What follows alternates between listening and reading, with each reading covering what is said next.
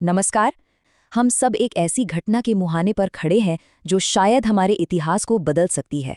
तो आइए L Niño चक्र के बारे में जानते हैं और ये समझते हैं कि ये हमारे आने वाले कल के लिए कितनी बड़ी चेतावनी है। जो भविष्य में आने वाला है उसे समझने के लिए हमें सबसे पहले अतीत में झांकना होगा। चलिए चलते हैं साल 1877 में। ये आंकड़ा है उन लोगों का जो ब्रिटिश भारत में एक सुपर एल नीनियो की वजह से आए भयानक अकाल में मारे गए थे। 2 करोड़ लोग। सोचिए, हर सड़क पर, हर गांव में लाशें बिछी हुई थीं। ये सिर्फ भारत की त्रासदी नहीं थी। जैसा कि आप इस टाइमलाइन में देख रहे हैं, 1876 में जो सूखा शुरू हुआ उसने बहुत जल्द भारत, चीन और अफ्रीका को अपनी चपेट में ले लिया। ये एक वैश्विक तबाही थी और इसकी जड़ें थीं प्रशांत महासागर में हो रही एक मौसमी घटना में। तो आखिर ये एल नीनियो है क्या? ऐसी कौन सी प्राकृतिक घटना है जिसमें इतनी तबाही मचाने की ताकत है? पेरू के मछुआरों ने इसे नाम दिया था एल नीनियो, जिसका मतलब होता है छोटा लड़का। लेकिन इसका असर, जैसा हम देख चुके हैं, जरा भी छोटा नहीं है। और देखिए, बस इन व्यापारिक हवाओं का थोड़ा सा कमजोर पड़ना एक ऐसी चेन रिएक्शन शुरू कर देता है जिसकी जद में हम सब आते हैं, और इसका सबसे ज्यादा असर हम भारत में महसूस करते हैं। अब देखिए, ये जो चक्र है ये बार बार आता है, लेकिन इस बार यह एक नई और खतरनाक हकीकत से टकरा रहा है। एक ऐसा ग्रह जो अब स्थायी रूप से गर्म हो चुका है। प्रोफेसर पॉल राउंडी और ECMWF जैसे दुनिया के बड़े बड़े पूर्वानुमान केंद्र ये सब एक ही चेतावनी दे रहे हैं कि 2026 में जो होने जा रहा है वैसा इतिहास में पहले कभी नहीं हुआ। सबसे पहले इस नंबर को देखिए। ये वो तापमान है जो क्लाइमेट चेंज की वजह से पहले ही बढ़ चुका है। हम इसी गर्म दुनिया में जी रहे हैं। अब इसमें एक शक्तिशाली सुपर एल नीनियो की गर्मी को और जोड़ दीजिए, और नतीजा है लगभग 3 डिग्री के तापमान वृद्धि। एक ऐसी स्थिति जिसका सामना हमारी सभ्यता ने आज तक नहीं किया है। भारत पर इसका असर कई स्तर पर होगा और बहुत गंभीर होगा। मॉनसून के कमजोर पड़ने का सीधा खतरा हमारी खेती पर है।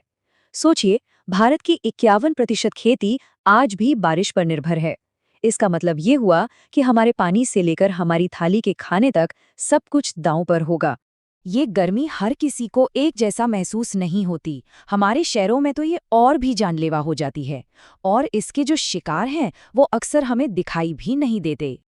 आज की हीट वेव का सबसे खतरनाक पहलू दिन की तपती धूप नहीं है, बल्कि रात का लगातार बना हुआ उच्च तापमान है, जब शरीर को ठंडा होने का, रिकवर करने का मौका ही नहीं मिलता। भारत के 38 करोड़ मजदूर, कंस्ट्रक्शन वर्कर्स, सड़क किनारे रेहड़ी लगाने वाले, डिलीवरी करने वाले, इन लोगों के पास इस जानलेवा गर्मी से बचने का कोई रास्ता नहीं है। हमारे समाज के सबसे कमजोर तबके के लिए ये सिर्फ एक स्वास्थ्य संकट नहीं है, ये एक आर्थिक तबाही भी है। और इस भयानक संकट के बीच एक बहुत ही सरल, असरदार और कुदरती समाधान है जिसे हम लगातार अपने हाथों से खत्म कर रहे हैं। 12 डिग्री सेल्सियस, इतना तापमान एक अकेला बड़ा पेड़ अपने आसपास कम कर सकता है। ये एक नेचुरल एयर कंडीशनर है। लेकिन सच्चाई ये है कि हम हर 1 वर्ग किलोमीटर नए पेड़ लगाने के बदले 18 वर्ग किलोमीटर पुराने घने जंगल काट देते हैं। इस सच्चाई को जानने के बाद हाथ पर हाथ धर के बैठना कोई विकल्प नहीं है। कुछ कदम हैं जो हम उठा सकते हैं, और हमें उठाने ही होंगे। सबसे पहला और जरूरी कदम है अपनी और अपने आसपास के लोगों की सुरक्षा। साधारण सी सावधानियां, जैसे दिन के सबसे गर्म घंटों में बाहर न निकलना और लगातार पानी पीना, जानें बचा सकती हैं। लेकिन सिर्फ तात्कालिक सुरक्षा काफी नहीं है। हमें मिलकर लंबे समय के समाधानों के लिए भी काम करना होगा। हमें ये समझना होगा कि ये कोई एक बार की घटना नहीं है। ये एक नए और ज्यादा मुश्किल दौर की बस शुरुआत है। अगर हम आज नहीं बदले, जो बच्चे 2026 में जन्म लेंगे उनके लिए शायद 45 डिग्री की गर्मी एक आम बात होगी। जब वे बड़े होकर हमसे पूछेंगे कि जब ये सब हो रहा था तब हमने क्या किया, तो हमारे पास क्या जवाब होगा? आज हम जो कदम उठाएंगे वही उनका भविष्य तय करेंगे।